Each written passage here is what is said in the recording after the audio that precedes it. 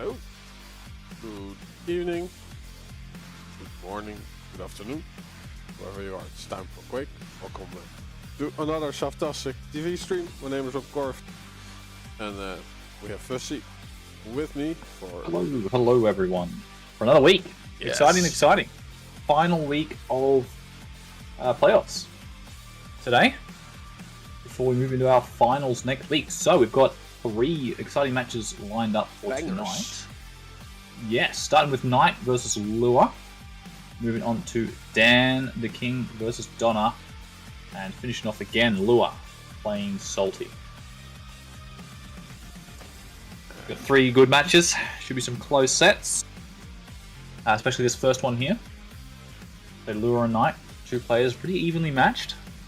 I think Knight's a little bit out of his practice at the moment. We have seen Knight, he took down one of the previous AQLs, and now he's trying his luck here in his. I think he's sort of top 2, top 3, I believe, still at the moment in our crash splits. But we've got maps and picks and bans done, ready to go. Starting out Awoken, Blood Covenant, and then Blood Run, and then Blood Covenants. So Rob, what do you think of our matchup here? Yeah, interesting. Awoken first map. You don't see that all that often anymore. Don't worry, the Aussies will be there for you. They'll make sure that happens. So the champion view pool is very open. We see Laskovic on there. So is he going aggressive this time around? Yeah, so we didn't see any no range or anything coming out there, which is unusual. But yeah, BJ, I could certainly see it working here for Lewis. So he does, as you say, try and go for a little bit more aggressive play off spawn, because obviously Knight is going to have sort of this speed advantage. So is maybe Lewis going to try and set up a trap, get that LG, dual rockets, something like that, ready to go. But that's going to be an exciting one to watch. Blood Run is what interests me here. Wow, yeah. Second map, and we've got so Ranger coming out from Lure. That makes sense, but the Keel from Knight. I don't really know what to think about that. That's we obviously see a Lure's ban Clutch, which is that's a fair ban against Knight. Probably one of the best, if not the best, Clutch in Australia. And yes, we'd opted to go for Keel instead. Maybe there's something about Keel I don't know, but I just don't see Keel being obviously there's a lot of tight corners where I can definitely see the nades working. But just don't know if it's going to be enough to, it's against Ranger, right? Ranger on this map is just such a great champion. Yeah. Orb, just that self-damage reduction from the rocket jumping. It's such a perfect scenario. So I hate to say, I think I see this one going in the favor of Lewis. I think, Knight's definitely going to have to take down this first map if we want to see Blood Covenant, which we see the lights coming out here. Knight banning the Anarchy against Lure. And so Lure opting for the Athena v Slack to finish this off. Okay, well, looks like a good menu for our first dish. Players are ready. Let's see. Yeah, Knight is also an R. There we go. Alright, jumping into it nice and quick today. Good to see everyone's ready. While we are loaded into the map, I'm going to tell everyone what they're expecting to hear and what they probably don't want to hear, but make sure your games are all done. You've got a couple of hours left. There are a few people we've spoken with who we know you've got games still to go, or you can't get in contact with people. Those people, if you've already messaged us, don't worry about it. That is fine. But if for any reason you've got games that cannot be completed, message an admin right now. Maybe not Knight, because he's in a match, but message me, Shrulzy or Hamo, and we will try and figure out what the go is, because these games need to be done. Finals begins right away next week. But enough of that. Let's focus on the match at hand.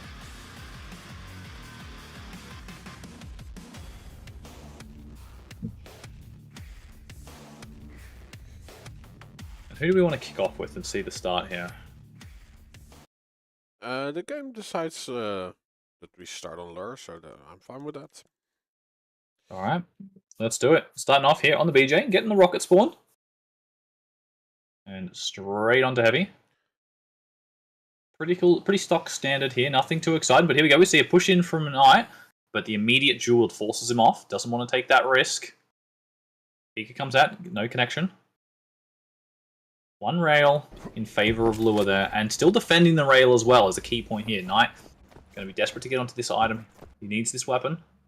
Such a crucial part of all maps, not just this one. But said Lure's going to opt to protect it, keep this side to himself.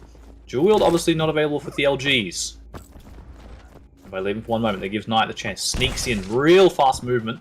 Sneaks in, gets that rail, and is out to the other side of the map. This is Lure's chance to get on the other side, but beautiful play from Knight. I love the read of that. Realizes that Lure's now going to want to swap to the other side of the map. Gets around, immediately protects the LG. Gets a nice rail off to begin with, and here we go. The push in with LG. Rocket defensive comes in, but huge amount of damage from Knight. I think he knows how much he's done. Going to push in. Great defensive rail. Gets a little bit of extra damage, but Knight claiming the first frag. 100 HP as well. Heavy up to. There's not going to quite be enough time, but yes, I'd take that back. There is plenty of time. The brilliant use of the Strog crouch slide to get onto the item. So quick and rail out. Beautiful Pika as well. Great machine gun damage before falling out the rush. And Knight putting a huge amount of pressure right on Lure. Yeah, he definitely has the movement to support his aggressive plays. Putting great pressure on Lure. Pushing him away from all the... And great play there from Knight playing around that item. You see he survived after picking up Mega on 88, so that did actually save his life.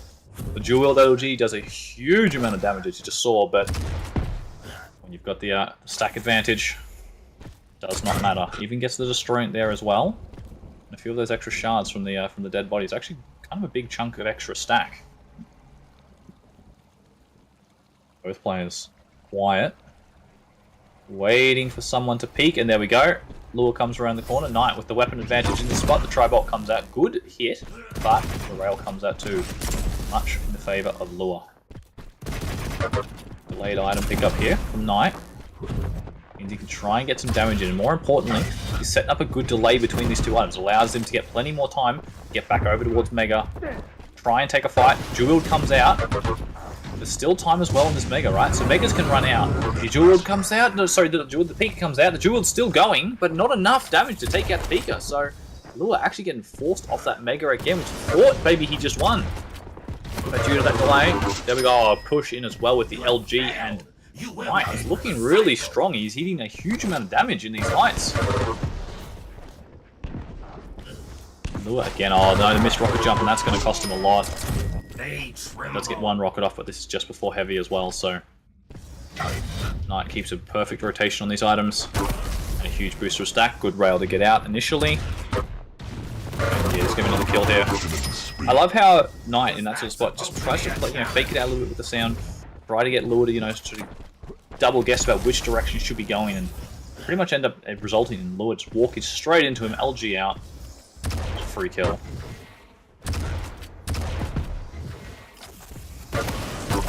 At the moment, it's just... It looks like Lure is not allowed to move. That's exactly what I was just about to say. This is purely the Knight game right now. It's like Lure's just... I always feel like he's lost, right? Like, it's... How do you go about stopping what Knight's doing? Even here, Dual comes out. This could be a good chance. There we go. That was a good trap set by Lure. Perfectly timed. Just playing quiet. So that Knight had no idea where he was. The rocket jump up into T here for Knight. Get the armor. Was ready, and finally gets rail as well. I think this is the first time in quite some time that Lure's had all the weapons, but immediately as I say that, takes another rail. Is a little bit of stack available for him to get up with, but it's more like Knight still got heavy. We're going to steal away this Mega, but he's going to be able to do a lot of damage on the pickup, and there we go. Lure straight back down to 100.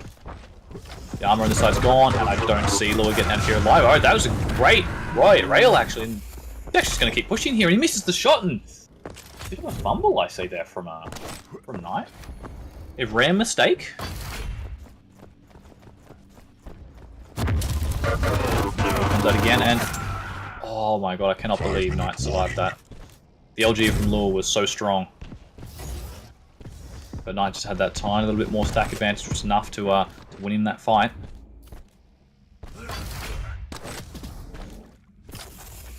And we see back to the same position again. Knight's the one defending these items. Lure trying to push in. The first rail goes in the way of Knight. Lure. The second one as well. Oh, sorry, Knight. He's just hitting shot after shot. Lure. He's just getting pounded with damage, and there's going to be a push in here with the LG. Good defensive rocket. Going in with the LG out. Perfect weapon. Cleans up a 7th. Halfway through this match. Even the rocket jump up. I can't believe that, Rob. How does he get there in time? How does he? That rocket pushes Lure back, I think, by like half a meter. And that alone is what lets Knight win that fight, I dare say. But I think before the Mega Health pickup, he was at 4 HP. So it's still a really close one. But yeah, a purely calculated move coming out from Knight. He knew exactly how much damage he was going to take, and how much time it was going to be, to the second. It pays off for him, right? Like, good initial shot. The jewel comes out, which is nice. Forces Knight off. As soon as Knight missed that initial shot, he had no... Oh, there we go. A bit more damage coming in. Rockets coming out from Knight are good, but the LG from Lure. Huge amount of damage. Not over yet. This is going to be an extremely hard comeback now. Lure 6 frags. Got 3.5 minutes. Pika comes out and immediately a direct from the Pika, followed by a rocket. I don't even hate the play there from Lure. He knows that he's got to get the damage off. He knows that Knight's just around the corner, the direct rocket, and another pickup from Knight. And dare I say, I think this might be all Lure has to offer for us. I think Knight will be taking this one down. He's just been playing a really cool, calm, and collected game. Not making any mistakes. Serve the strong will.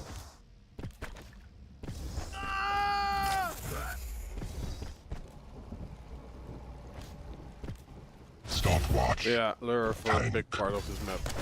Didn't really know what to do against that positional play.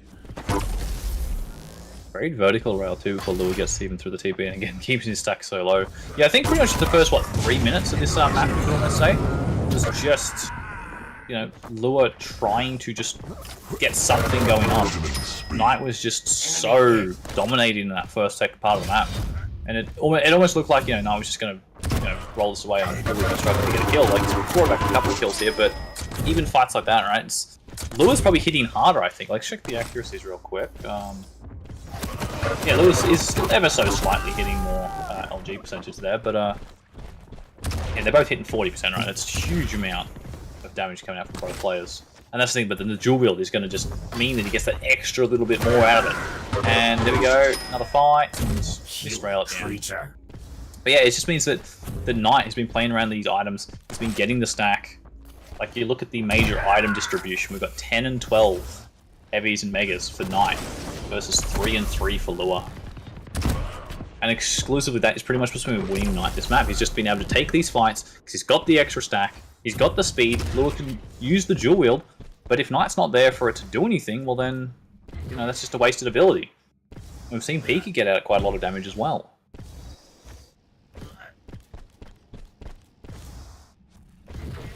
And right now for Knight, he can just sort of 1 minute zoom around the map and do what he wants. And how many kills did Lure get? Oh, well, only 2, but like, not really with the dual wield. No, like, I don't think Jewel got any of those kills if I'm mistaken. And even in this situation here, look, like, Jewel came out and immediately, like, Lure was the one who took 2 rails. Like, no damage got sent off from the dual wield. I think that also just comes down to, you know, not necessarily anything against Lure, that's also just full credit right to Knight. He's playing around that ability pretty much perfectly. He knows that if he gets caught out at close range, right, with dual wield LGs or dual wield rockets or something, Lure's just going to melt him with that. So he's trying to play at these a little bit more distant ranges, especially when he knows, oh, a good kill there from Lure towards the end. You know, a bit of confidence booster for the next map. But he's playing around the abilities perfectly and knowing that, you know, if I get up close to this dual wield rockets, I'm toast. So he'll play it at range, play it in a spot where he can just fall back behind a corner, right? He's got the speed to do that. Definitely. And there we go. Knight with a really, really strong showing. 16-4 in our first set. First game of the night.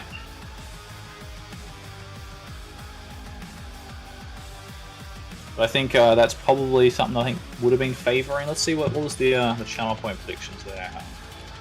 Yeah, it was all towards Knight for that one. I think this next map, this is the one I want to see the blood run. I'm so curious to see how Knight plays around this keel.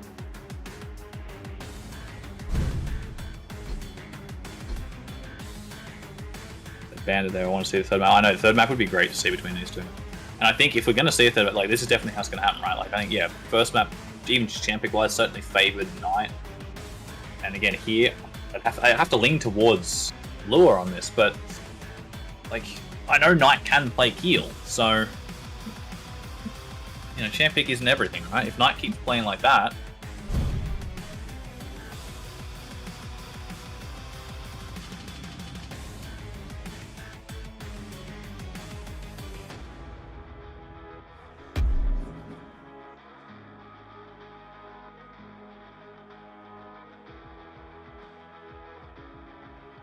Yeah, Keel does have to reduce splash damage. Is that also for self damage? I believe it is. Yeah, I don't play Keel at all because, you know, I thought Keel was kind of rubbish, but nah, Keel's got uses. There's a few maps, you know, Bay where you see a fair bit of Keel. That's kind of really one of the main places to see it. Oh, Kawachi and chat, Blood Run, go to map. I'm sorry, you're the only one who thinks that, mate. Don't know how I did to get the map full. I'm with Banded Salt on this one. Let's start on Lure Ranger here. Okay. Prepare to fight. Lure's gonna have the speed advantage. He's gonna have that orb. He's gonna have the maneuverability. But Knight, if he can catch him out in small, you know, in these little corridors, those nades are going to be scary. Rail immediately. Lure and ready for the cross. Beautiful got immediately on Knight. Yeah, It's the first exchange of damage. I wonder if we're gonna see a pineapple jump.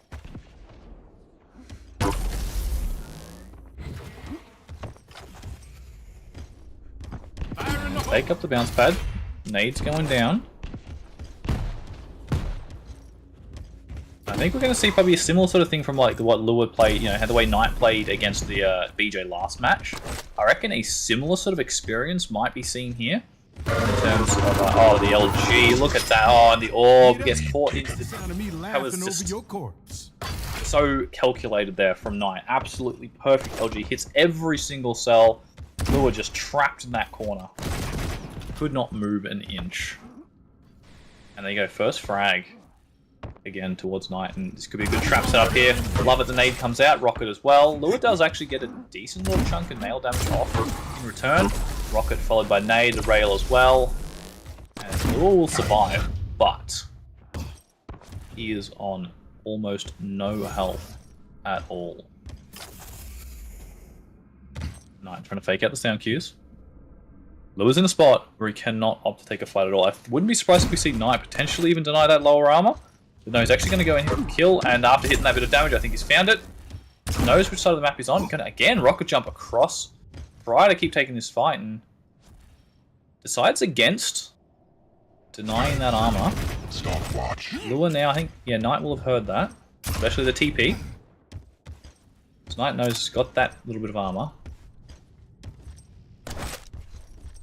And well, I like this too. Again, delaying that mega. It's a little bit harder for the keel, you know, to get up to the high ground, but wants to have a little bit of time to do so. All right now, playing really nice around the sound cues. Oh, what a rail, dropping down. Straight back up the bounce pattern. If Lure's not careful, misses the rail in return. Fake rocket jump coming out from Knight. And he's going to catch Lure out perfectly. LG out, shoddy good, swapped weapons. The orb comes out. Nowhere near enough damage. Knight has got an absolutely huge stack. Ooh, great rail from below. And my god, Knight takes a real big gamble jumping across, Yeah. and Lua does hit one more. But the kill does go in the favour of Knight. But Knight is able to trick Lure. Gets his third, second and third. Yeah, now we're seeing Knight's managed to stack up quite well as well. They're even just going straight into the rocket jump, catching Lure out with Rail. Does hit one. Pineapple's coming out. Last Rail does connect. This all day. But not going to be enough. 20 HP surviving on. Heavy to back up that stack. Keeping keel. There's a chunky lad. Gets a few more 25s. And Knight's done a fantastic job of restacking. However, Lua has managed to steal away the Mega in this time. His armor won't do a lot for him. Only 5 extra stack. Depends if he's going to... Yeah, he's going to opt to leave it up. That's a really good choice. Now, if he does take a bit of a fight here, like this exact scenario here, takes a bit more damage, can fall back, still gets up to the max armor, and is ready to take a fight for Mega. Both items perfectly on sync.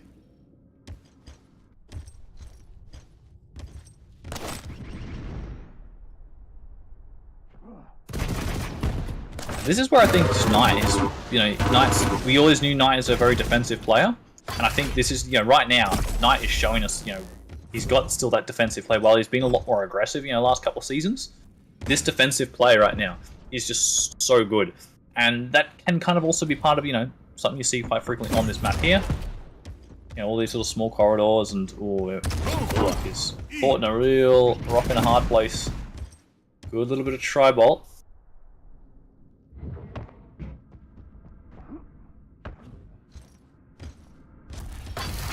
But yeah, Knight, he's just playing these quiet matchup when he's out of control.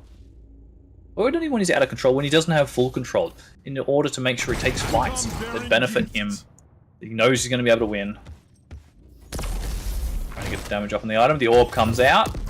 Not taking it. Interesting. And decides to rocket jump up instead. The LG, and my god, Lua double direct to get that kill. Don't think Knight was ready for that. I sure know I wasn't. Catching him out here again, but the pineapple! The pineapple just saved Knight's life. One more tick of LG for either side would have got that kill. Interesting from Knight, he opts to go on that side of the map. He actually steals away the armor shard near Mega, and that TP exit will give Lua the opportunity. Now he knows, I'm free to drop down, get this Mega, and get over towards this heavy as well, as long as Knight doesn't get any crazy damage off here, which little tickle with the pineapple. A little fumble on the movement, but still plenty of time left. 4.5 minutes. 3 frags in it. Ooh, right now playing quiet, but does make a bit of sound and just making sure it keeps track of these items. Rocket jumping up.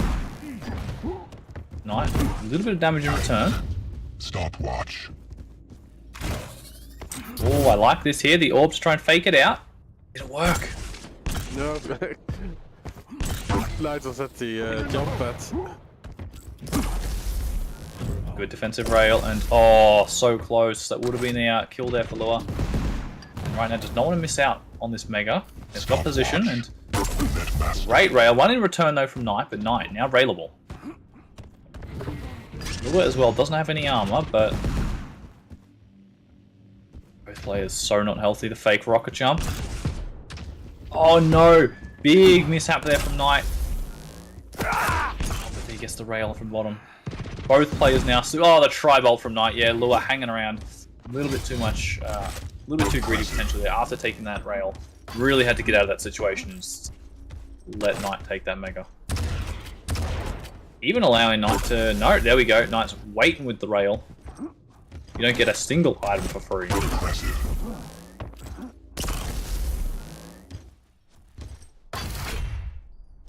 And now we see ourselves back in that same situation we saw earlier, right? Knight's just going to start running this cycle. Lure on this back corner of the map. Trying to just get some resemblance of the stack back.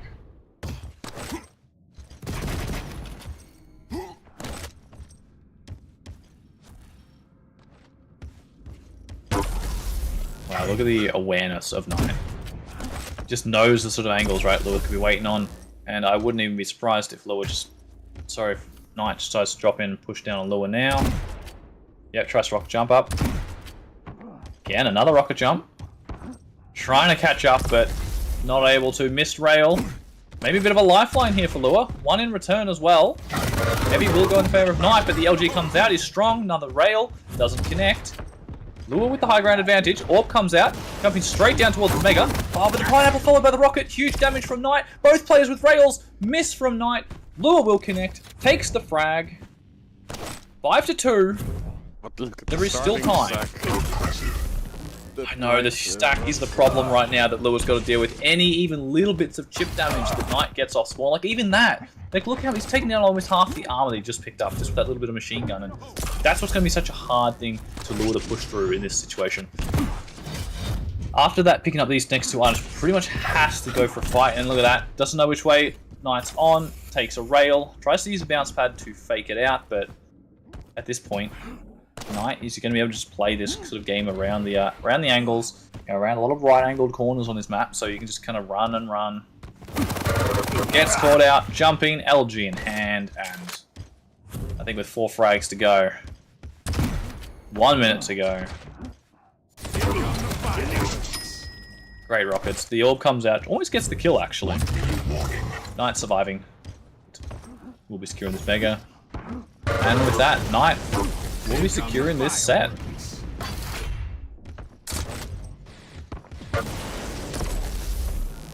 Yeah, they're a little bit on the autopilot, not creative enough to do anything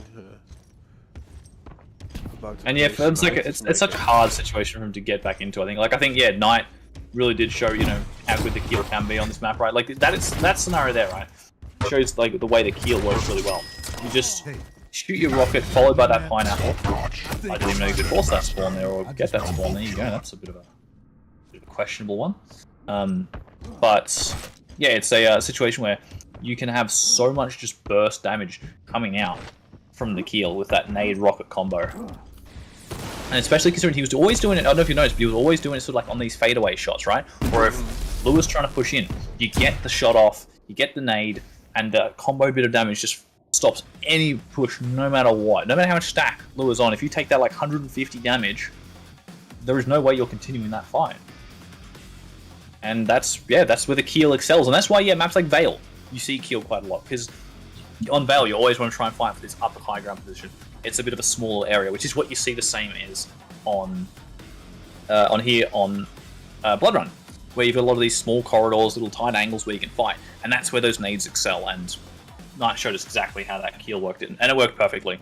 So, full credit to Knight. He played extremely well. I think that was actually closer match than what it looked like, right? I think Knight got a bit of a good start going there, and Lua did get a bit of a comeback going there towards the middle, but it ended up just being that Knight was able to, he was able to get a couple of just nice kills or a few bits of defensive damage, which put us back on even grounds on the when it came to the next item. And if he took the fight and won it, it just put Lua back on the he was on back foot again, and it resulted in what you saw here, right? I think it was a 7-2 finish. Yeah. But that's only the first set, sorry. Second map, so Knight taking that one down 2-0. Now, we do have joining us Mr. Dazbok. Welcome in. What did I miss? You missed a Keel on Blood Run from Knight, which was... I saw the end of that. That was...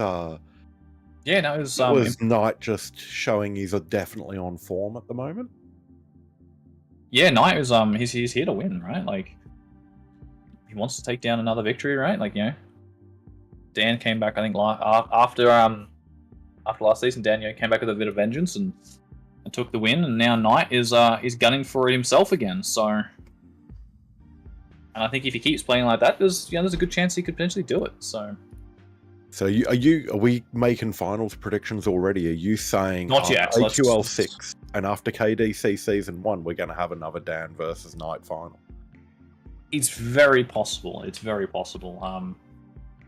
I think there's probably are, like this is like 1-2 right now, and they have been for a little while.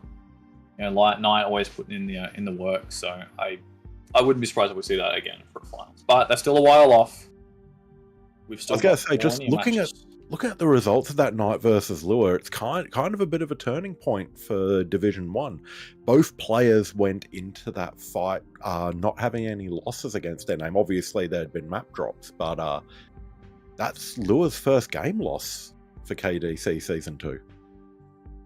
Yeah, that's the thing, right? You get these two big sort of like powerhouse players, and you get a matchup like this, and it's like eventually one of them has to lose, right? You can't both keep on winning these matches, and as we saw, it was just Knight had the stronger game today, but I don't think that's necessarily going to be I think Lure's equally as he's equally as skilled, right, as any of these other top level players, and we could on the right day I think we could see Lure taking this, right? I wouldn't even it wouldn't even be unheard of to say that Lure could take the whole season down, right? If a few things work in his favor. Oh, Knight lost versus Bandit as well. Okay, I didn't know that one. That must have happened after I'd done some of my research. You come in and you told me you were prepared, and you haven't even got all the facts correct. Shit's happened since I last.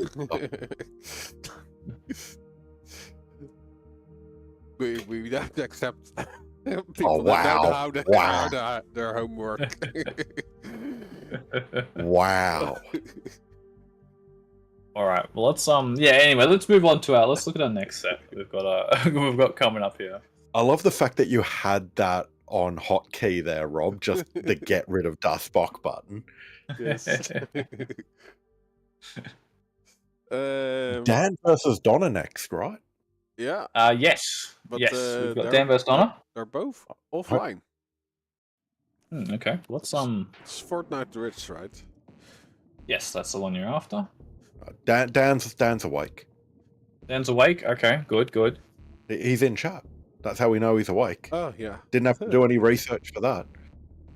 But I'm positive Donna is around. All right. Let's see if we can chase down Donna. If someone's got Donna's phone number, can you give him a call and let him know that he's holding up all of the progress here on stream? Yep.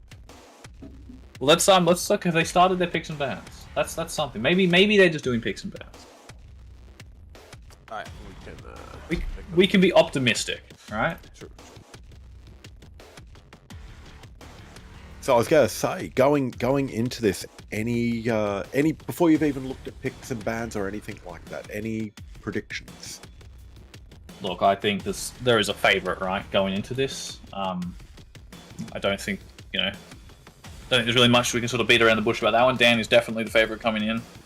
I mean, yeah, looking at the stats, unless there's been games played since I looked over things, Dan's got 3 wins, no losses, and Donna's got 4 losses, no wins going into this fight. Oh, really? Okay. That's good. I think Donna hasn't been playing quite as much as as usual, so maybe it's the raw talent joke that I keep making week in and week out. Alright, Donna has rocked up for bans, so Donna is alive. And we've got a ban on Exile and a ban on Veil. Come on, guys. Why'd you have to ban Exile immediately? They're in it to win it. Straight pick, then immediately into Awoken again.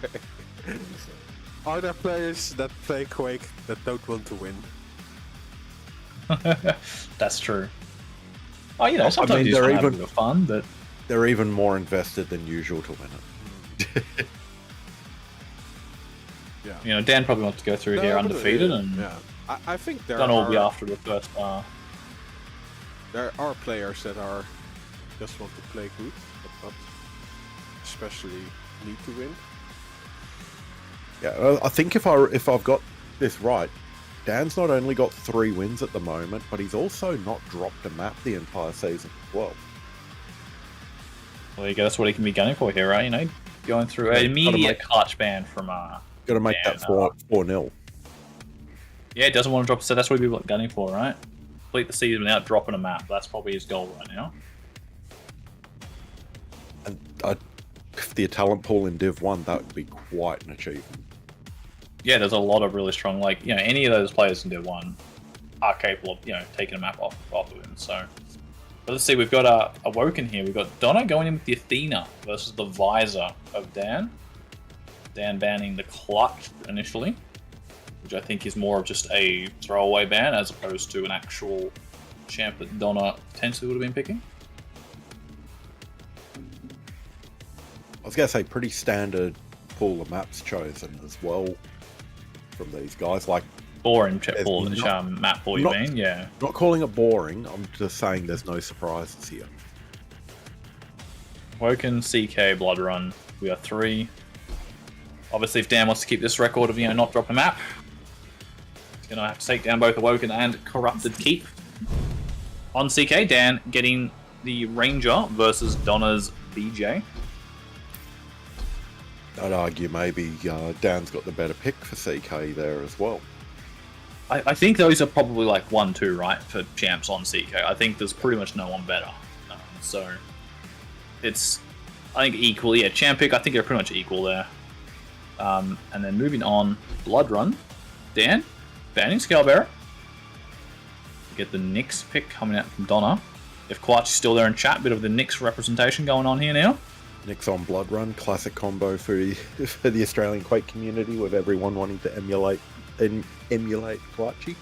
Yep. I can't speak tonight, I apologise. That's right, it's the first set if you've been in, so you gotta warm it all up. Chat's probably happy that I can't speak. You just gotta start yelling a bit more, that's all it is. And then we're gonna have Dandaking on Doomslayer to finish us off for Blood Run. Alright, so looking at these picks and bans here, what are you thinking? Does Dan take it 2-0? Or can Donna potentially squeeze out a map, or even 2? Outside of match fixing occurring, I don't see a scenario where Dan doesn't take this away 2-0. Yeah, I love to Donna. agree. Awesome bloke. Can't deny his passion. I don't see it happen. Yeah, I have to say I'm with you on that. And I can see that, the predictions in chat is the same as well. 10,000 channel points currently going towards Dan. Nothing in the line of Donna. Yeah. All we have to do is, if you see Dan put any channel points on for Donna, you know what's going to occur. Yes. But no, I think the last time we saw these two play in a dual tourney for kuachicups was all the way back in KuachiCon in the group stages. Where, I mean, that long ago. 3 years ago now, Yeah. and Dan won 2-0 then. And then, yeah, coming into this, not been many places. The highest placement that I could find from Donna recently was AQL6 Div 2, where he came second. So coming up against that from someone who's been consistently first or second in Div 1 over the last 3 years, excluding KuachiCon where he came third, I don't see a Donna win happening. Well, Dan did just say he's got his 250 channel points on Donna, so we've got some match fixing going on here. He's voting against himself. What is this? Come on, Dan, you can't do that. Integrity is what we're about here. Definitely.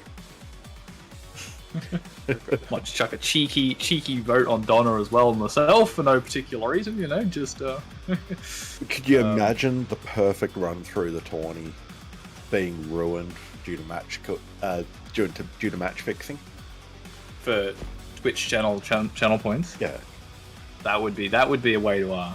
Wouldn't it be good to come first in KDC Season 2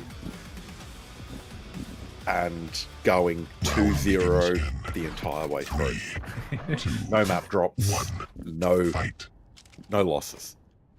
Well, match fixing aside, let's have a look at how this match is going to begin, and it immediately begins with aggression from Dan, just pushing straight onto Donna, railgun out, hits the first 2 shots, and well, let's see if that's going to be a sign of things to come. Donna pushing him with the LG, but yeah. When Dan starts using rail shotgun, if that's what we're going to see, this is going to be a really hard match for Donna to get into, and we're 30 seconds in. 3 frag, 30 seconds. There's a yeah. lot of match fixing happening here, isn't there? Dan's just throwing it. He really is. He's got to get the lead a little bit to begin with before you throw it. It makes it look more realistic, right? Currently a frag every 10 seconds. You did take the mercy limit off, didn't you, Rob? Yeah, this time I did. Yeah. Alright, well, we're going to be going above 20, I think. The mercy limit is 100 frags now. Maybe the question would be, can we hit 100 frags? No, let's not count Donna out of this right minute, right? That's it's certainly not over. All it takes is a couple of misses from Dan, and as I say that, like, how do you just keep hitting that? There we go. Dan getting a little bit greedy in that scenario. Can't stick around all day, mate. He does push in though. Gets rockets. Gets a nice first shot up with a great hook there to try and just throw off Dan's aim. Gets the second kill. There we go. There's two. There we are. He's starting to get back into a groove. And he's got the weapon advantage too, not able to connect with that rail. And good little bit of rocket damage. Dan trying to go up the bounce pad as well. Takes another rail. And this could be another spot potential chance. There we go, another rail. Donna hitting some shots, starting to feel the groove now. Yeah, just keeping Dan in that heavy room. He can't really get out of there, although rail's in his pocket now. We've seen what he did with that at the start of the match. Let's see what happens now. That's the problem. I'd like to see Donna get this kill here, right? Dan's on, like, we saw him down to the lowest 25 HP. If Donna loses a fight now, like, just think about what that's going to cost him. And look at that. That must have been a sight play, surely. That was such a fast rail. It was. Rail's not connecting. There's still heaps of time before this item. I love the push in here with the LG. Dan finally missing a couple of shots. Donna, 3 to 6. 2 minutes in. Look at that. It's not over. There's still at least 8 minutes left on the clock, believe it or not. What a mid-air rocket from Donna, followed by a second rocket, and then the third rail in the end to finish it off. Beautiful kill. And we're only just shy of the 3 minute mark here, and Donna's already brought it back to 2 frags. Yeah, and again, great LG coming out from Donna. That was really nice. And he's 1 frag behind. Donna's showing he's got some real good signs of life here, and he's hitting some shots. Oh, that missed rail though has to get out now. The rocket not connecting in. The second one does. Big damage on the last 3, and followed by the rail. There was huge amount of damage coming from Donna, but not the right weapon choice. Not quite at that range. Shotgun not going to do enough. Dan's just going to keep pushing in. Donna's not ready for it. Sight comes out, and without any weapons, there's no way he's looking for that. And again, trying to push in. Shotgun out. Does a good amount of damage actually this time, and I didn't know who was going to win that. That was anybody's fight. How is anyone doing that kind of damage at that range with a shotgun? Shotgun feels so random at that sort of range. Sometimes you'll do, 50, sometimes you'll do 4. That's just shotgun things. But, Dan, rocket jumping up, goes to that railgun. Only 2 frags. God, what a rocket. Oh, wow. Okay. What a... Yeah. You gotta laugh that one off, right? The combo. Yeah. Sometimes that happens, and then what can you do about it? Just that random ass rocket from your opponent. And good LG rail finish up. The sight comes out. Dan immediately off the spawn hits another rail. Donna now crippled, and yep, the RJ up. And beautiful rockets. Thank you, Dan, for holding the view there so that could go in a frag vid. The RJ up. Rail connecting and going to keep aggressing here. Donna's got no health to fight this, and again, another frag. It's the light opponent paradox in this game coming out again. Like, Donna had to fight to stay in it, had to fight to, get back close. Disrespect. The disrespect! Dan, with the gauntlet, come on, man. Did you have to do it to him? It's learning from Shrulsy, that's all it is. I mean, 2 rails, and you got it. Is all that's needed here. Ooh. Donna trying to rocket jump out there, but just too little health. Wasn't able to survive the RJ, and Dan rocket jumping up, gets over towards rail, hits the first shot, misses the second one. Donna's going to use this as a chance to push in, but ooh, runs out of LG. I think he probably would have actually won that fight. That was almost the fight that he needed. But we're looking at another 10 frags lead for Dan here. Make that 11. Donna, with the speed of the Athena, is able to usually get away from that spawn there, pretty quick. So it doesn't take any damage from it. The LG fight comes out by rockets. Dan sort of backs off a bit here. So just out of LG range. There we go. The hook comes in, but that first rail and a second one as well. Dan, 12 HP. Jumps straight up top, and oh, the shotgun doesn't quite do enough. Oh, I feel a bit bad actually for Donna on that one. I feel like that should have killed. That is the shotgun paradox. Is Sync going to give you a 70 damage shotgun or a 7 damage shotgun? Yeah. Not even the code notes. You're rolling the dice, and again, Dan. Just a clinic right now. 19-5. We're almost up to the traditional mercy frag limit here. Just catching Donna at last second. Missed rail. Donna's going to push in. The rockets are good, actually. Forces Dan back and launches him off towards Mega. Beautiful play there, but unfortunately doesn't get it as a clean frag. So Dan, with his normal aggressive playstyle here, is just going to push straight in on Donna. Heavy will be coming Donna's up. definitely at the disadvantage for all of those fights. They're being with no armor whatsoever, and Dan having that spawn armor to help him. Great try bolt, a little bit more as well.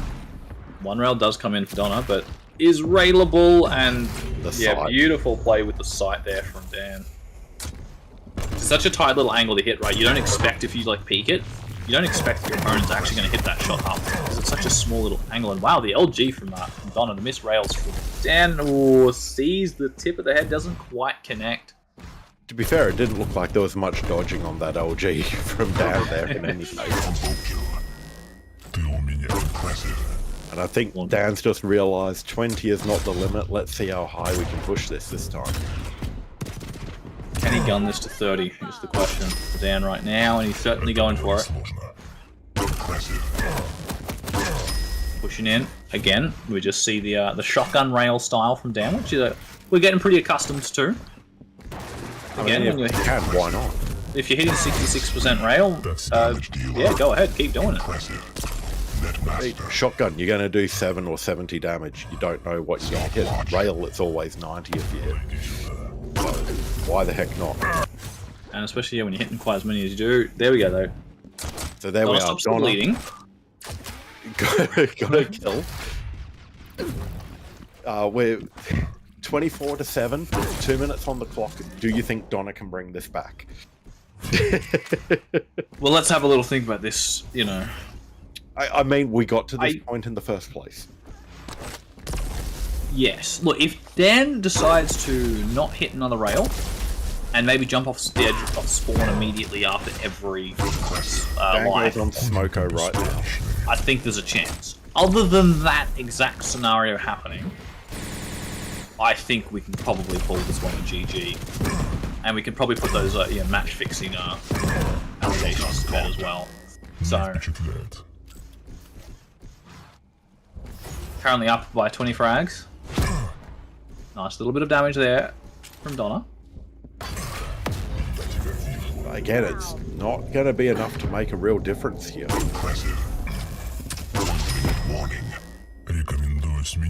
One thing just like sorry, yeah, you go, and then something I want to say about Dan's aim is one thing I noticed like with Dan. Yeah, I know it's such hitting so much damage.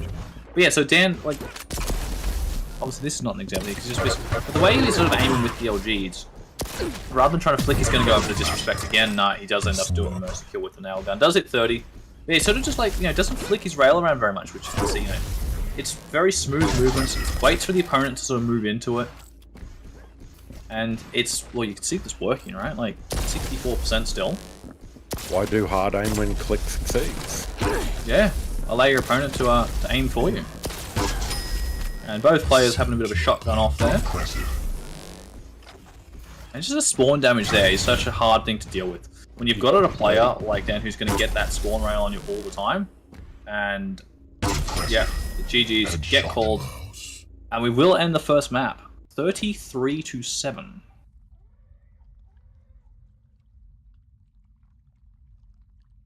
That was a way to open up the match and say, boys, match fixing is not happening tonight. Yeah, Dan just hit 56 rails in that match.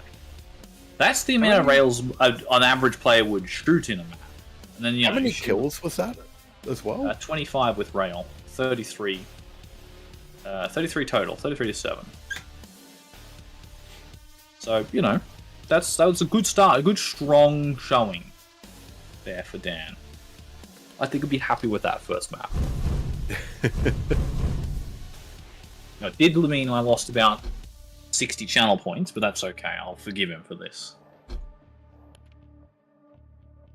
I'm not even going to ask the question of what do you think going into CK. That seems like a... Hey, look, at least there's no railgun, so that's something. True. I mean, we saw the LGs were pretty evenly matched when the rail wasn't being whipped out. But, I mean, getting 30-something to 7 or whatever it was, that's got to be pretty demoralizing.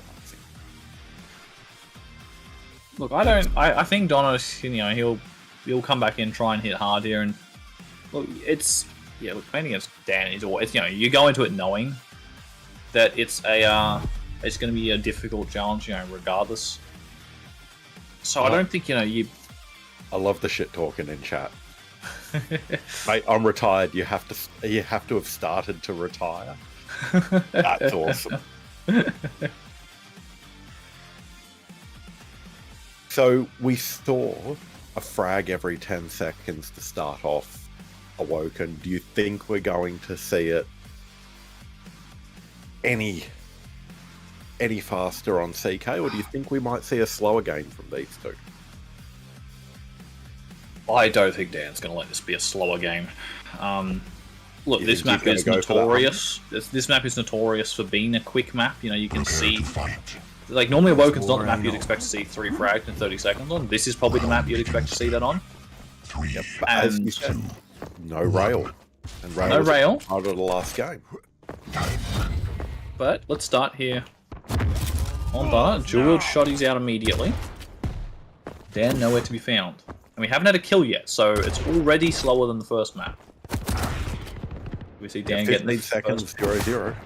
Yeah, Dan is the first one getting a good amount of damage off. Pushing him with the rockets. And, the orb. You've got to respect it. And Dan's immediately going to go into the rocket here. LG out. Good amount of damage. Donna does actually hit a decent chunk in nail. But it will not be enough. HMG out.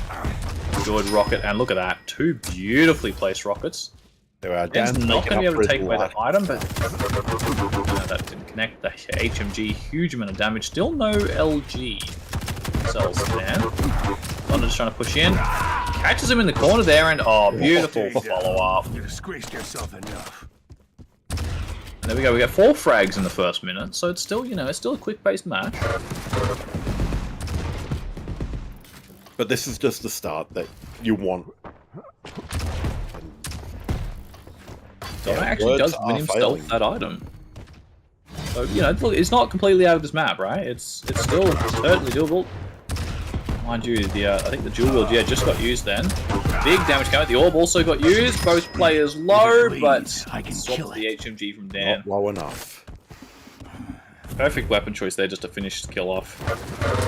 Donna's going to try and push in. Doesn't really have the weapons for this, only rockets, and tries to stop some machine gun at the last second. A little bit too slow. Dan pushing him with the LG. I think he's hit 100%. Does take a direct in return. Huge damage. And Donna's probably going to be at the right to, push in, take away this Mega.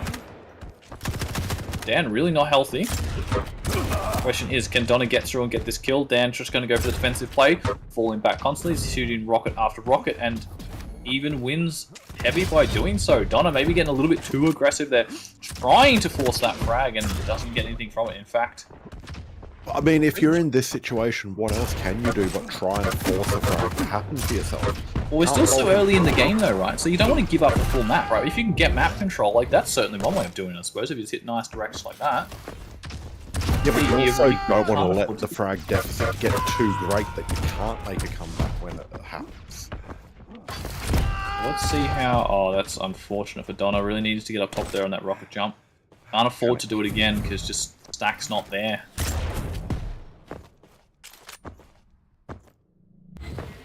Dan has one heavy, and Donna pushing straight in to go for the Mega. Big damage, but we see again, deja vu. We just saw this exact scenario here. Orb comes through, takes that first kill, and then immediately the follow-up kill with the LG. And off the spawn here, Dan, that's 3 quick consecutive kills. He's even going for the 4th one here, and runs out of LG at the last second. 1 HP survives. 1 more nail would have done it. Look at the scores and look at the time. Something's not adding up. in my mind, looking at this. What do you mean? These guys are just throwing themselves at each other. Exactly. Thought we'd have more kills by now, but I think we're going to see one more here. I think probably going to go in the way of Dan. Yes, unless any miracle rockets happen. I know in the immortal words of Steege, this map is the one where you just throw yourself at the, well, I'm not going to use that word on Rob's stream, but you get the idea. But this is just ridiculous. I think they took that to heart, and they are showing exactly what is meant by, you know, throw yourself at. Throw yourself at that word. And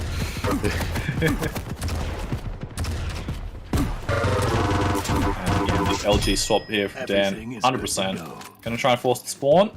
Not this time. 14-2 at 4 minutes. Huge amount of HMG. Reading Donna as well, perfectly knowing exactly where he's going. Super low. The orb actually... Wow, How did he dodge the damage from the orb there? He took no damage from anything. That was a bit of a magic trick, I think, there from Donna. Kinda hope he shows me how to do that. Initial big rocket, and not able to follow it up with any more. Does do a good chunk to Dan. It does not allow him to get away. Down there, perfect. Imagine if he hit that second one as well. That would have just been... That would have been something awesome. Jewel comes out, and Dan reads the sound cue perfectly. Rocket flying to his toes. Down to 16-3. Dan, yep, just as he walks off, the item spawns. That's how it always works. Quake time. Yep. You can wait there for 30 seconds straight, and the item won't spawn. Then you walk off, and it'll spawn 1 second. And huge rocket damage. And Donna, yeah, he knows it's pretty much stuffed here. And Dan just hitting some nice clean rockets going in again. The spawn frag, pushing in with the LG. Nail's not connecting. And Dan, I think, is going to again try and go for the spawn, but he actually has got the wrong spawn. Donna's trying to steal away this Mega, but a little bit early for it. The LG is actually really strong, but the orb ready to go on Dan's side. That little bit of extra damage. We're going to run into another shotgun out, and saw a couple of 4 damage shotguns in there, so, you know, still got that to just Quake Champion things. Just Quake Champion shotgun. And again, Dan on the upground. Oh, does a 360 and drops down a mutual frag. I don't know if that was just style points or if we lost him, but... Oh, interesting. Rocket jumping up. And then a rocket jump from the statue. 21-5, 6 minutes. I think someone in the chat's done the maths and they reckon it's going to be a 33 frag game. On track for 33. Alright, let's see how close you are. But the thing is, you're going to remember, towards the end of the game, right, people kind of like sometimes just throw away more frags. Mind you, hey, look at that. A couple of missed rockets from Dan allows Donna to get, you know, 1 more on the scoreboard at least. This time the rocket jump up works. Not in a healthy position though. No, but you know, you've got to start somewhere, and well, Dan does just get another one. I'd argue you start at the start, not 40 HP down. Not when you're 25 frags. Your opponent's got 25 frags on you. That's not a good time to start, you know. Well, there you go. The more you learn.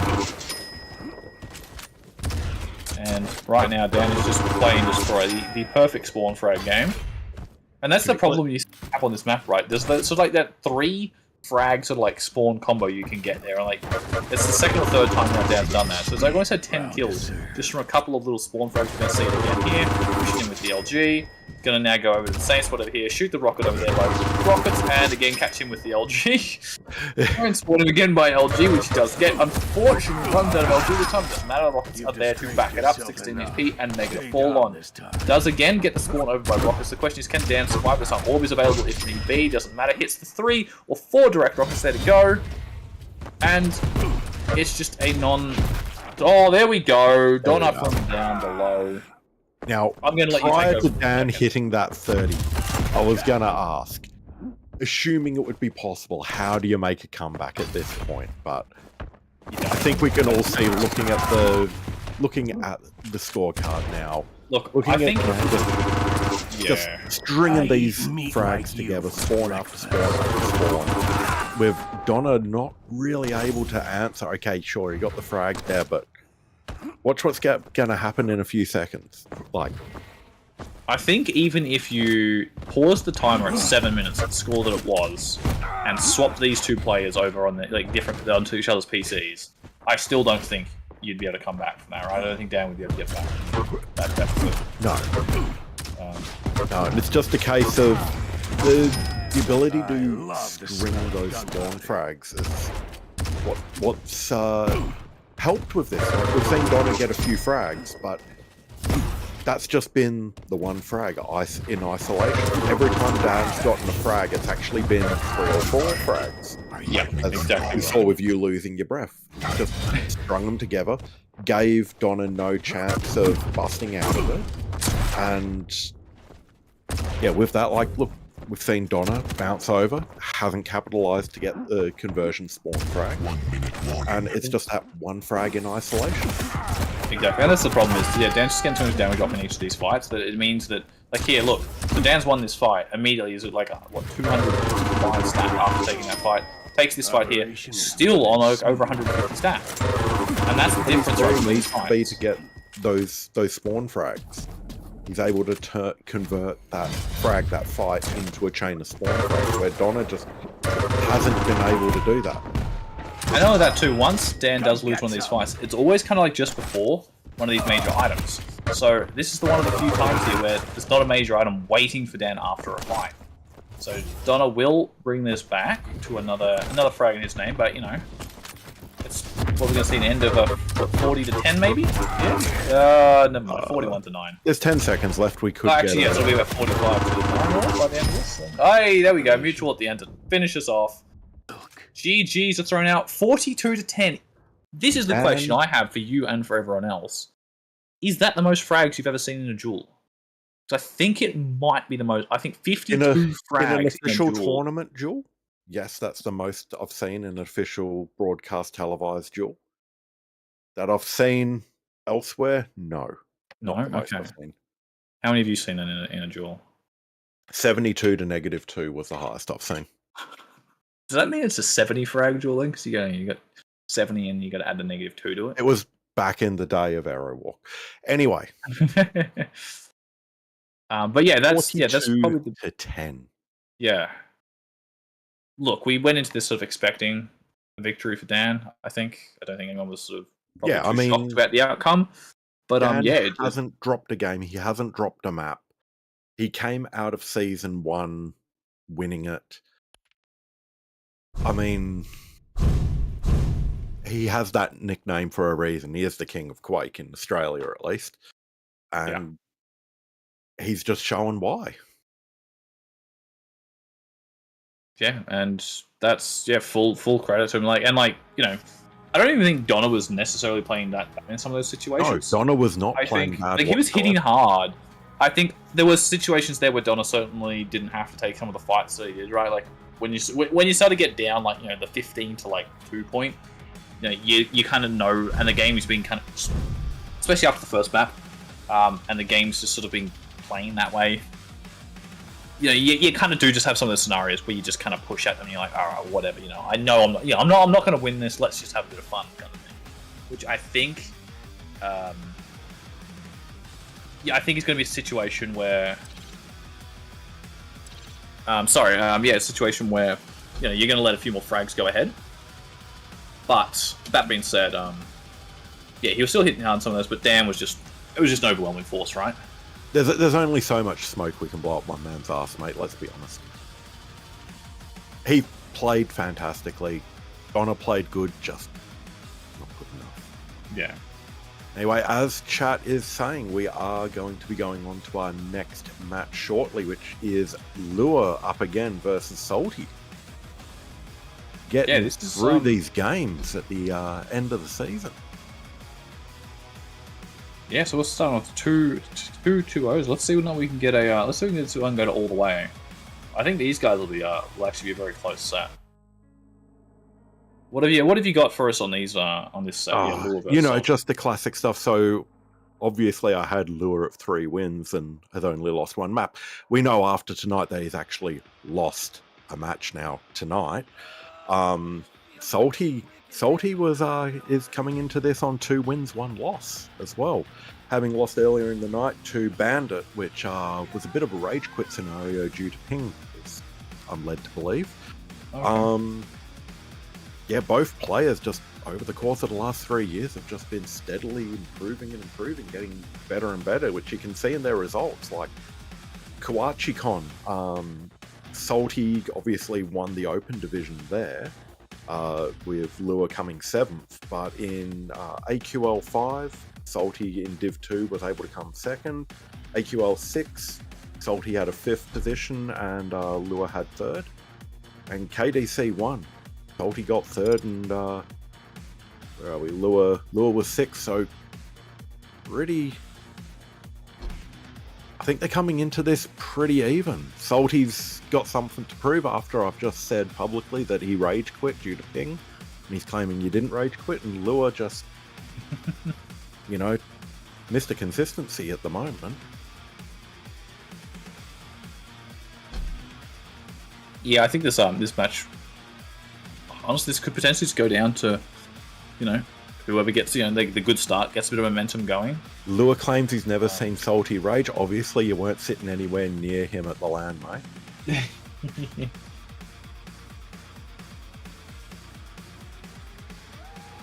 Rage hacking.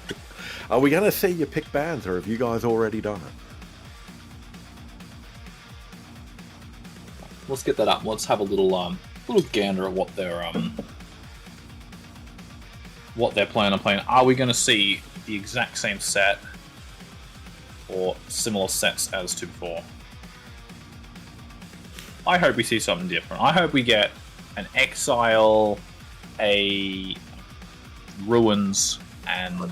Come on, don't wish for Ruins. We don't need to put the stream to sleep, mate. You don't have to be boring on Ruins. Just pick like Clutch and Anarchy on Ruins or something. Gets a couple of fast champions going. Is this just Dandaking's face in the stream? I think so. You'd have to ask Mike whose face that is, I think. Oh, but no, there's more. He's also sitting, and he has a t-shirt of his own face. It's interesting. Like the more you look at it, the more you see it. Is that new, or has that been there for like the whole time? Like, is that? It's been there for the last couple of seasons. It has. Oh, has it? Oh, there you go. Now I've got to ask Mike whose face it is. Oh, we immediately see the Exile bang. Come on. That's okay. It was expected. So no Exile.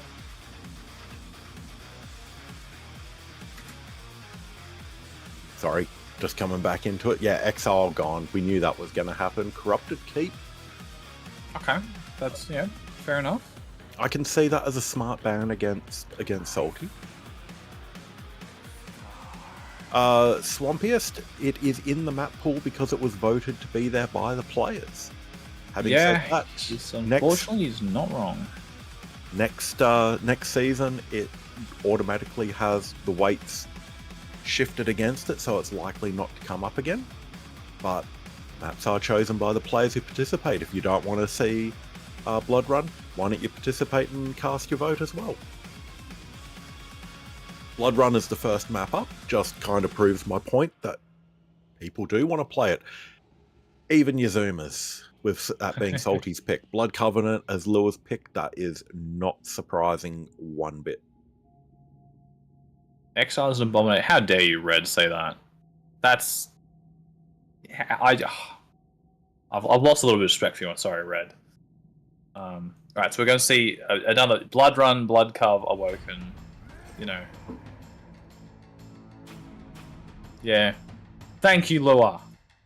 I've gained all the respect I just lost from Red now goes to you. No. The Salty with the Nyx ban, that feels like something that's a preemptive to make sure that Nyx isn't available to Lua. Yeah, 100%. Blood Covenant.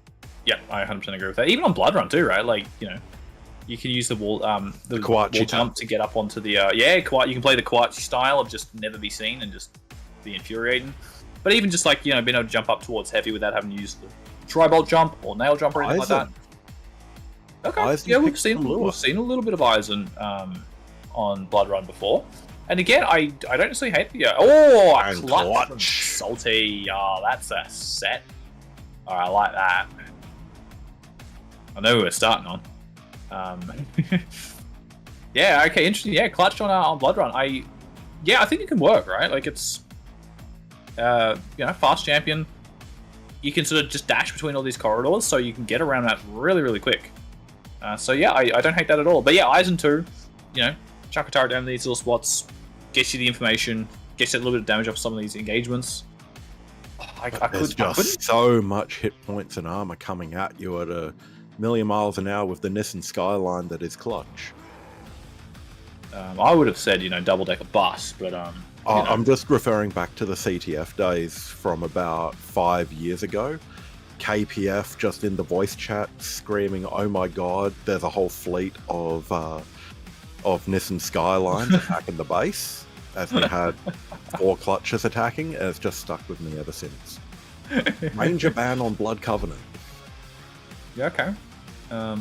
I guess this situation, Lua just doesn't want to, can't pick it, so if I can't pick it, you're not picking it either. So what are we going to see then? Salty pick out here on the thing, and maybe a Sorlag, another heavy coming. I was thinking maybe something like an Athena potentially, but no. I'm going to make a bit of a prediction. Yeah, all right. Let's hear it. Salty's going to pick scale or keel on Awoken. At this rate, I would not say you're going to be wrong. But what is Lua going to pick here? Is Lua going to pick like Athena maybe? BJ. Or a BJ? Yeah, okay. Yep. BJ's seems like a smart pick there. Yeah, against the heavies, right? It's a good option to sort of melt down the bonus stack. We see Salty then, final map here, Ben the Strogs. There goes another one of the big champs. Which again is going to be more of a deal of, I can't pick it, therefore you can't have it. But there's still a lot of champs that Lua's comfortable with on Awoken that's available. Because the thing is, because Salty's been picking these heavies, yeah, right, there's so many mediums available still as well, which, is usually what you see most of. Maybe still got Visor, Galena, Doom. Yeah, I was going to say a Visor's probably DK. something that I wouldn't be surprised if we see. After that, maybe a Doom potentially as well. I reckon Lua's got choice paralysis at the moment. I think the thing here Lua's got to think about is more a question of what is Salty going to be picking here, right? So you've got the clutch and the Sorlag. I think even in chat, Salty did say don't ban scale, right? So maybe there is going to be a, I think Lua's not going to be intimidated, and he's just playing his game, and that's shown with the pick in Doomslayer. Although Doomslayer would be good to jump over the top of Scalebearer if that's the pick that Salty goes for. So the thing is, if Salty does go even keel here, right, you've got the double jump as well to help you try and avoid those nades a bit more as well. So I think, Doom there is a good pick. But the question is, right, is Salty also, there's what's saying that, there's still plenty of other mediums as well. Athena is a great champ on this map. Is Salty playing 4D chess and he's going to pick something that's a hard counter to Doomslayer? Give us, something quick.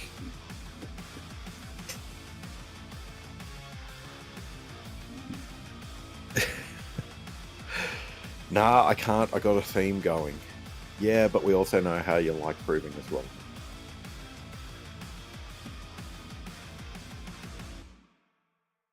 There we are. The Scalebearer comes out. So the all heavy matchup does come out.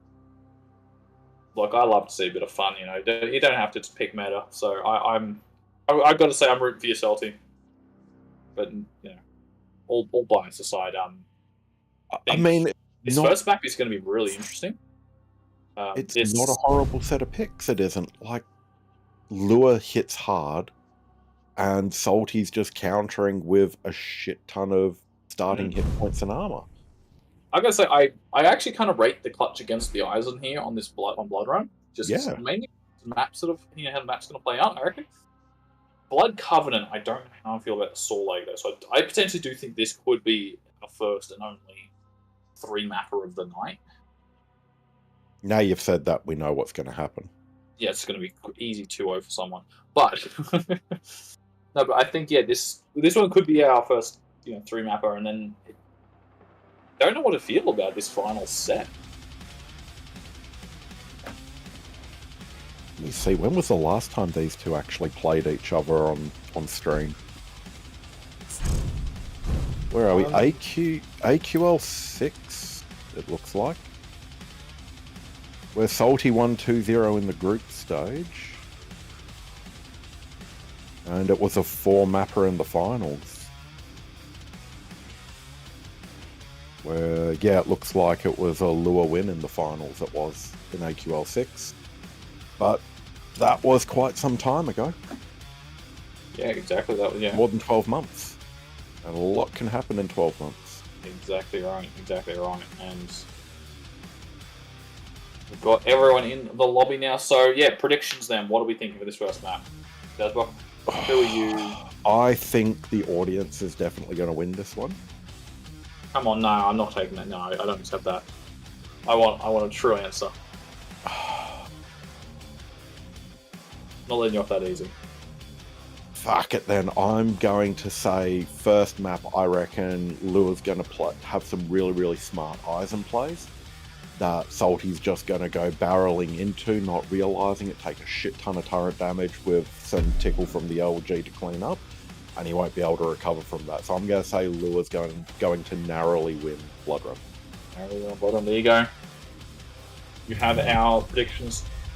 We've already had one rage quit event from Salty tonight, so I'm going with Lua for my pick. How about you, mate? I would say I think Salty. I think Salty takes this one. Then I think Blood Cove just goes right to BG over the Sorlag.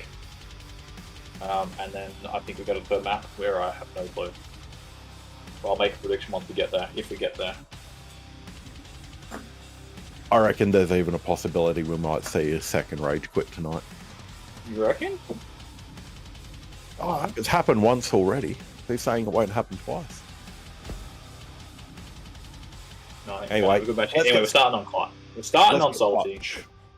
It is Salty we're beginning on. We want to see it. Everyone wants to see it. Get some clutch up, yeah. Yep. Can never have too much clutch. 3, 2, 1. Fight. He begins. Pretty standard start, mega. Jumping in, getting the mega, but a large chunk of that's taken away by the rail from Lua, although the clutch. I think he actually picked it up. I think he took the rail before he picked it up, so it's actually done alright, because now he's managed to get that. Oh, there we go. Trap out with the shield, but the rockets bounce. Remember, the LG's not connecting very much. The missed rail as well, actually coming out there. You can't hit what you can't touch. And Lua just made sure that Salty was in no position whatsoever to aim. That's the thing, you gotta be careful when you get up close to the fight. Oh, look at that. Beautiful rail there. Salty's now in a Quake 3 start and stack position. And Lua is just gonna hang around up top. This heavy. There is Salty push through. Oh, beautiful sneaky play from Lua. Dropping down the bounce pad silently. Wasn't ready for it. Rail in the backside of the clutch. And Salty's now off both of the major items. Mind you, that's big damage coming out from that rail. If Salty can get this next engagement going in favor, shield's available. Need B, shield comes out, missed rail from Lua. First rail goes out towards the side of Salty. Shield still up, Mega's been picked up. Huge amount of stack advantage right now for Salty with clutch. Discharging in, I love to see it. And the rocket launcher to finish it off. Nice rockets. Gets the kill. And that's the thing, right? As soon as you miss a rail against a clutch and he's got shield up, you're dead. I don't care what stack you're on, you're dead. And that's exactly what Salty did. Perfectly played. And here we go. We're going to see a bit of a slowdown now. Without the shield up, you don't want to take too many fights, too many risky fights. Taking no damage on the mega pickup. Over the rail there. He'd already taken 2 of the rails on mega pickups. He wasn't taking the 3rd. Yep. And we see here Salty gets all the full stack up, and more importantly, gets that shield back, right? Unfortunately, he's actually going to probably miss out on this heavy. Turret does come down, missed rail. Gets the timing on the heavy, though, due to Lua's position. Shield comes out, LG as well. Does take one, rocket there forces him back, and opts to just give up in that push there, which I don't hate to see. You know, there was news that the turret was still sitting around inside the rail room. So if you jumped in, if you get a shot, actually no, I take that back. It was up top. Yeah, flip it off. It's 1-0 up on Blood Run. He doesn't need to be overly aggressive in his collection of frags, right? Well, exactly doesn't need to do anything anymore, does he? No, I think running away with these two is catches not... lure out. Oh, good play there. That again, same situation, right? One missed shot, and you've just got this giant refrigerator landing on you with a massive stack. Good rail from Salty. And pushing in for a bit more aggression here, keeps the stack up at max. And right now, I don't think the turret has done really anything to assist. No, it just hasn't been good positioning for it. Stopwatch. See, this is why I don't like giving out my predictions, mate. Sometimes you're forced to do things you don't like. And right now, I think Lua doesn't like playing against this clutch. Yeah, Lua's just having to hang out in that small armor room at the moment. An intentional screw up with that nail jump. Yeah, is that what you're claiming? That's what it was. It's not my clutch bias coming in here in any way, shape, or form. Drop it in, the shield comes out, and this thing, right? Once you've got that shield out, you can sort of choose just to neglect that turret because you take so much less damage. The little bit extra it's going to offer in. Nice rail, just not even facing your opponent. Get the shield with it, thinking of.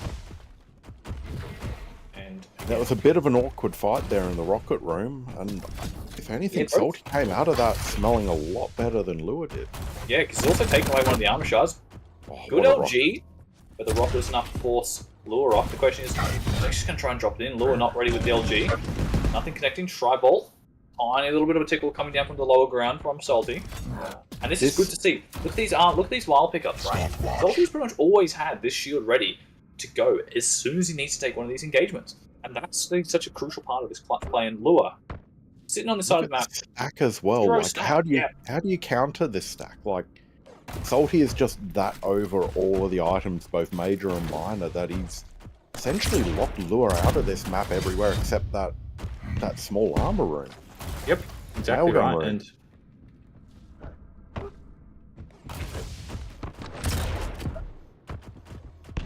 right now, I think Salty's just playing a really smart game.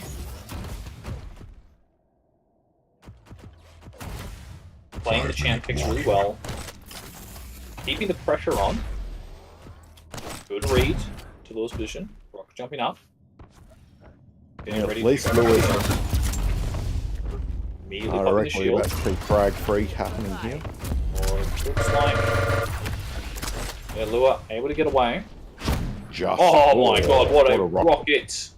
The drive-by. This is the point where you might want to make something happen, but Lua just leaves it a little bit too long. That's the problem, right? Look how well Salty's doing stacking back up. Immediately back, full stack, huge mega overstack. Shield is not up. Is the only advantage right now that he's got going for it. Big shotgun. Rocket does come out and holds off the rail shot. The restraint. Didn't think he could hit it, and he just held off. The semi-fake rocket jump didn't really work out. Damn, rockets from Lua. 3 massive rockets. Gets the kill. There we go, on the board. But he's in a hard position to convert now. The health and armor stack straight off a spawn wasn't great that he could go for a hunt, and Salty just needs to play quiet and smart now. That's certainly not what you want. Taking that first rail. This is potentially where it's going to be, because obviously when you're in charge as the clutch, you can really easily dictate things, and you can just, if you guess, even if you take a fight, right, a rail for a rail, you're in advantage. But now that you're in you're the one who's behind, you have to be so much more careful because you're so, large. that it's just so easy for barn door is missed. Exactly. Sometimes you miss a barn door, other times you don't. And right now, we've got to keep the pressure up. We're coming down to 3 minutes, and it's only 1 for 8 game. But 3 minutes certainly. Here we go, catching him out again with the LG shield up. The Mega was perfectly timed, and missed rail. Unfortunately, Salty's not able to get enough aggression going there, which is funny enough to say, because this is pushing in on there, shotgun ready, the dash to avoid taking that rail, and if Lua hits this rail, not going to happen. Few crucial shots that Lua's just not hitting that needs to be hit.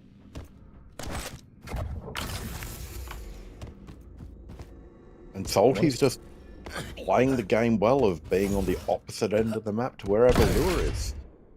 7.5 minutes in here. I mean, there's only one frag in it, but Salty's making it seem like it's a 10 frag game.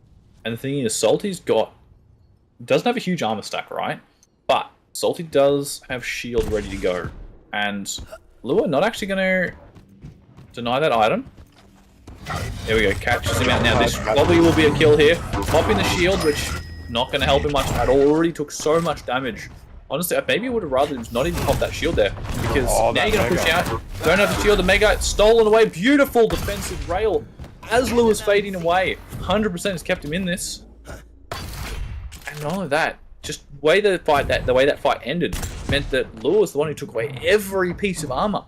So if Lure wins this heavy, which he has done, there is nothing armor-wise on this map now until just shy of 9 minutes. And look at that, Rails potential.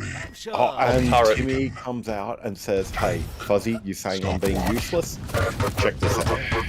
He hit a single tick of damage, got a kill. Salty pushing in, not the right time to push in. I would argue that with that frag, Lure is just locked in the map 1 win.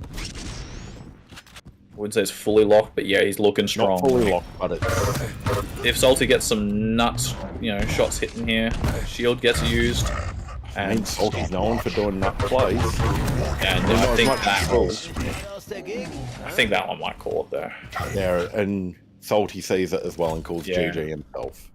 Yeah, which is fair enough. That is at the point there where it's he was such a great start, but yeah, once he sort of lost control, it was so hard of the clutch to sort of be able to hide away long enough to get back into a spot where you can get the stack up. Because Lure was just so quick to move around. He gets these rails around these corners. You peek around the corner, bam, 1 rail off. And in the end, it was Timmy, right, who took the winning frag, who took it over the line. It was 2-2, and then Timmy. For those who took my recommendation of putting your points on Lure, you're welcome. Whoever the other person was who had yours on Salty, I'm sorry. I didn't actually put anything on any players then. I may have cursed it by putting my points on Salty. Blood Covenant now. Straight into it. We're now at Lure's pick, so Lure has gotten a win on Salty's map pick. Yeah, that's the other thing too to think about, right? Like, arguably one of Salty's better champs as well. And now we've got the question of Sorlag? Really? Blood Covenant? Yeah, Sorlag doesn't exactly have the best name for herself right now when it comes to, champ picks. Not exactly the strongest. That's the best pick for anywhere. Yeah. Very few maps where you'd be like Sorlag's a strong pick. Not saying it's always a bad pick, just very few maps where you go, this is a strong pick. Yeah. Having said that, Salty has made us over season 2 eat our words when we've questioned these picks. Yeah. So and I agree with Bandit there in chat. Sorlag will work on the Blood Cup. It's like Sorlag certainly can work on this map. Like out of all the maps, this is probably one of the better ones. Yeah, I mean, if we're talking about like Dandaking versus me on here, he could take Sorlag and win definitely. He could probably just we won't go on that. Let's focus on this match. Yeah. So we'll talk shit later on. No, but let's start with Sorlag. I think Salty's got the pressure on him now. He's got to get something going, and it's always interesting to see a bit of Sorlag. You don't see it around much. So bit of the proper air strafe movement. So you always see a bit of the anarchy, but the Sorlag, we see the dual wield nails immediately coming out. Both players, yeah.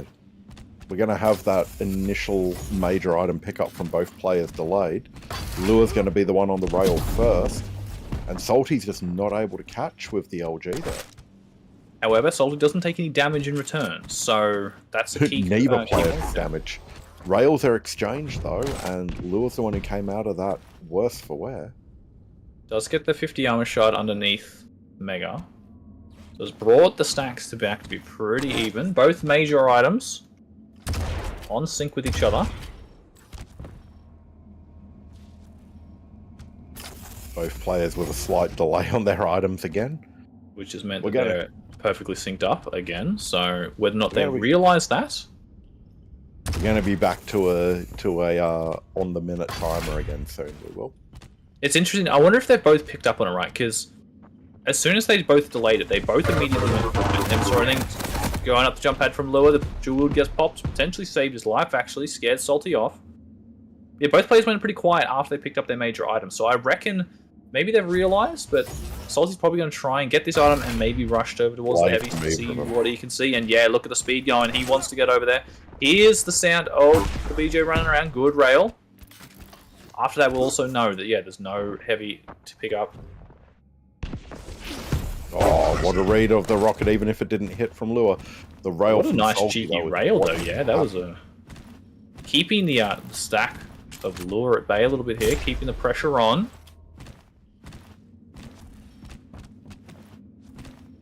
Here we go. We're going to get a delay now, finally. Mega being left up.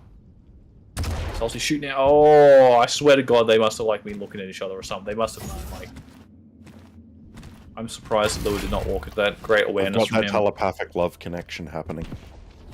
Dude, rocket flying down from Lure. And both players, you're like, look here, still no frags, 2 minutes in. Neither player wants to make a mistake. No one wants to be that first one to go down frag. I think Salty's hunting to see when Lure goes for that heavy. And we're going to see, yep, just pushing through here. Not quite in LG range, but great read, though, from Salty, knowing that Lure was sort of just above.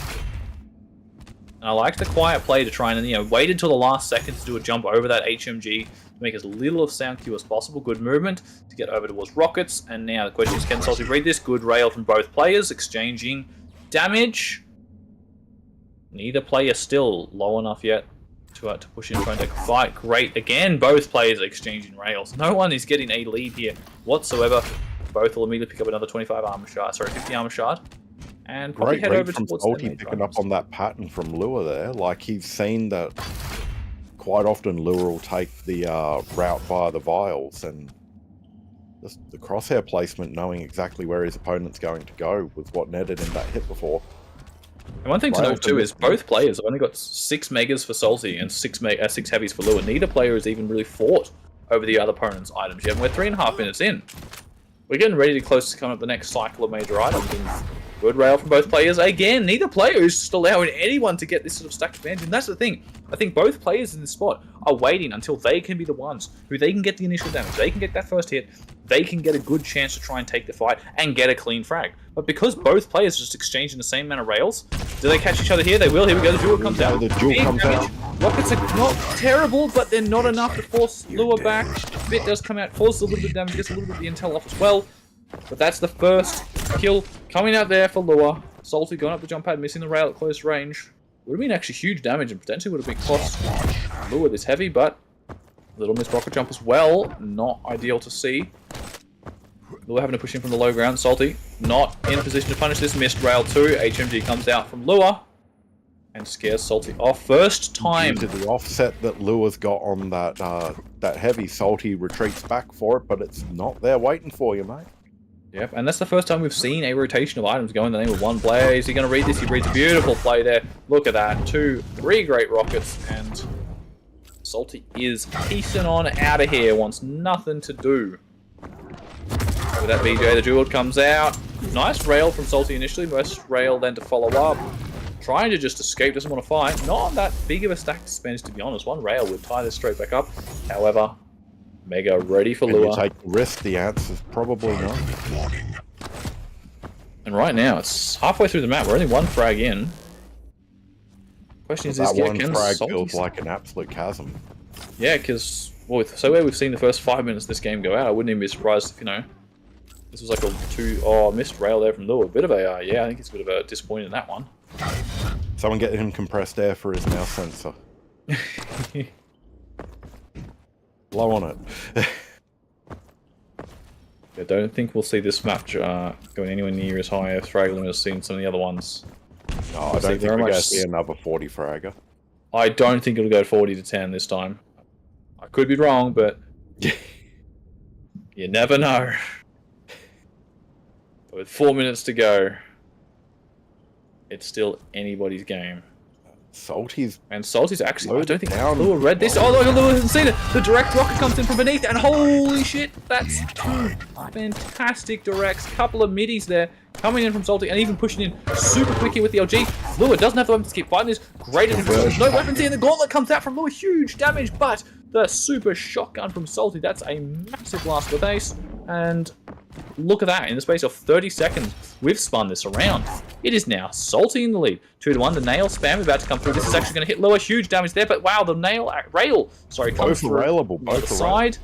Oh, the rails missed for both though. Oh. Sorry, Salty actually picked up a 25 bubble, which meant that he was no longer available, so he was actually in a big advantage in the spot plat. Yeah. Again, neither player connected. Salty just playing the quiet game, going around for intel.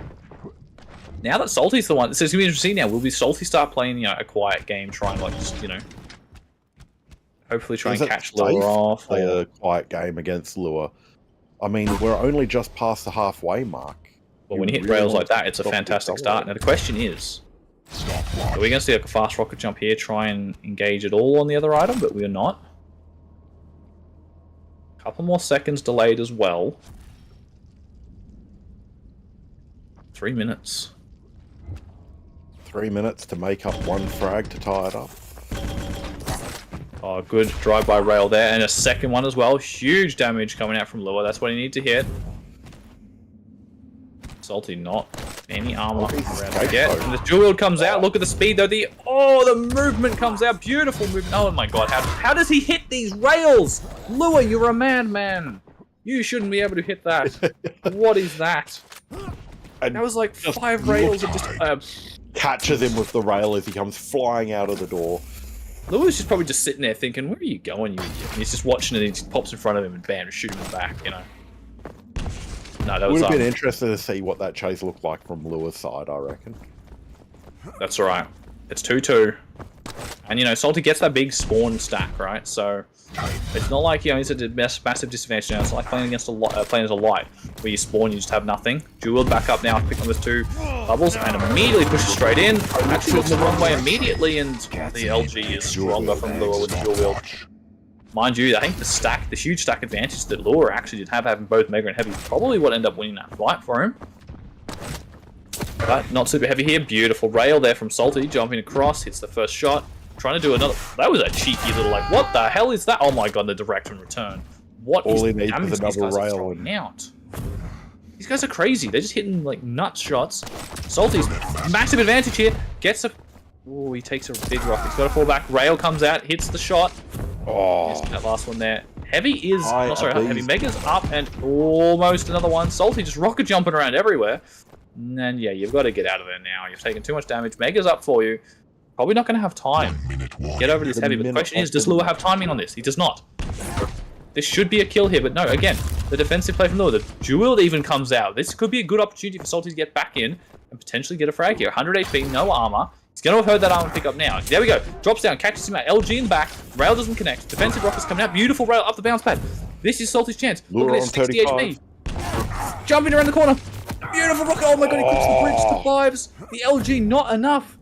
Mega's also spawning right now. If Lua goes up with bounce pad, that's probably going to be it. And the defensive play is just too good. That's the GG's coming out from Salty. So close to going to a third map there. That was we're not seeing the almost scale up tonight. We're not seeing the scale, unfortunately. But wow, that was such an incredible final few minutes there. So many scenarios where Salty was so close to getting that kill, but Lua in the end. What fantastic defensive play coming out from Lua. Just the ability to always hit that that perfect rocket. Getting that little tickle of LG, and that's some of the great defensive play that Lua does in some of these maps. He gets that little bit of LG just before, he goes to hide behind a wall, right? So it may only be 20-30 damage, but that 20-30 damage, you do that 2 or 3 times over the series of a fight, that can, it adds up to a lot. There are this an extra free rail you're effectively hitting. Wears you down, yeah. And then, you just swap out to the rockets like he did there, and end up getting that frag. And it was a situation that looked really good for Salty. Lua ended up winning the fight, and was still 100+ stack. Also, Swampy, stop trying to promote your play. No, actually, that's fair enough. Everyone, get into now we're finished on stream. Get into the pickup, play some 2v2s. But we'll keep mumbling on for a little bit longer. But really well played. Started to the way that match finished. We were predicting at the very start of that match that it was going to be slow, methodical, and for the most part it was. But yeah, we saw that right at the start. They just the trade-off on the timers, and then all it took was that Salty doing the conversion, then Lure going, no, my turn. Yeah. Did the conversion, got it, was able just to keep himself stacked up enough, and just ran out the clock perfectly. Yep, exactly right. And yeah, I think like that those matches were both like, you know, super close. So like one frag in it for both of them effectively. But yeah, it just honestly just came down to, I think Lure had just that little bit more of a better defensive game. Salty, you know, he was playing the speedy sort of, you know, more aggressive champions, and Lure, well, not necessarily playing defensive champions per se. Like BJ can be used both, you know, defensively or aggressively, but just the style of play there, I think, just Salty was forced to push in, and that was sort of Lure's game. And at that point, you know, it's hard to find someone better at a defensive game than what Lure is, right? So yeah. And I think I'm glad I was on for this one tonight. Yeah, that was a really exciting set. I'm a bit disappointed we didn't see the final one, but no, all credit to you, Lure. That was really well played. And Salty, yeah, that could have gone either. A map could have gone either way. You know, well played. Clever play. We've had a bit of everything tonight. It feels like we've seen a blowout game. We've seen a defensive game where it's the battle of the minds going on, and you could be the one who could come up with a good descriptor for Knight versus Lure. But I'd say that was like, it's the, you know, that I would say that's honestly very similar to what we saw here. Right? It was a very just methodically thought out game. Like, even though it was a bit more one sided towards Knight, I still think both players played, you know, a very just solid fundamental game account of Quake. And it just, because of that, you know, Knight was able to, you know, he hit those few extra shots. You know, he was that little bit quicker, and I think the champs pick sort of helped him out, and that's what allowed him to get that edge over Lure in that first one. But yeah, Lure, you know, credit to him, stuck to his guns after that first loss, and played really well for the final set. But that's completes us now tonight for our feature matches. I was gonna say, what else is coming up? So yeah, that's updates for the rest of the CCC. Yeah, so you've got till the end of, you know, you've got another hour, we'll say roughly, to get your games finished. Come on, it's only 9:15, mate. There's a few hours left. Well, you know, we'd rather them not be done at midnight. You know, we've got to do stuff too once this has been, you know, finished. So you're volunteers. Who cares about you? That's a good point. Good point. But no, we're going to have so finals will be starting next week. So you've got to make sure you get all your games done. As I say, I've got a few people who I've spoken to already. I know there are a few matches that are, you know, been issues with scheduling. So we'll organise that. We'll figure that all out for you. But yeah, if you haven't messaged someone about a match, do so right now. Get it happening. And then what have we got coming up next week, mate? Yeah, so next week's going to be the first week of finals, or the finals. So yeah, I'm assuming we're doing it all within the 1 week. I actually couldn't tell you full details, but my assumption will be we'll be playing, we'll be concluding this split next week, I believe. In my agenda, it is 2 streams. Is it 2 streams? Okay, there you go. Never mind then. We're going to have 2 more weeks of games. So yeah, we'll have first bit. We'll probably be playing down to like midway through. Either way, information will be we put out in your division channels on the Discord, so you will be informed of what the go is. That should all be coming out probably sometime tomorrow, once we've finalised the last few games. Yes, we will have at least, you know, there's going to be at least 1 more stream, probably 2 by the sound of it, of finals. Yeah, for the people on YouTube, next week there won't be a YouTube, because I am in Belgium on the FOMLAN, and I have limited bandwidth over there. So come join Twitch. Of course, I will record it in 4K 60 on my PC, so it will be up in glorious HD, or Ultra HD, actually. afterwards, but the stream I'll be watching. only be on Twitch. I'll tune There you in. go. Be on the Twitch, everyone. Anyway, that's I think all we have from my side for tonight. So unless you've got anything else to add, Mr. Dazblock. Nothing of value to add as usual, mate. Your beard, don't say your yourself, beard Philip. is Don't enough say yourself, value. I'll shave it off for the finals. How about that? Do it live on stream. Like, you get a big enough donation, you'll do it like a donation goal, like 50 subs, and that's what we'll shave his beard off. 3K to Dustbox personal wallet, and it can come off. Okay, well, good night, good fight. See you later. Alright, thank you for tuning in. See you next week. Fuck, dude.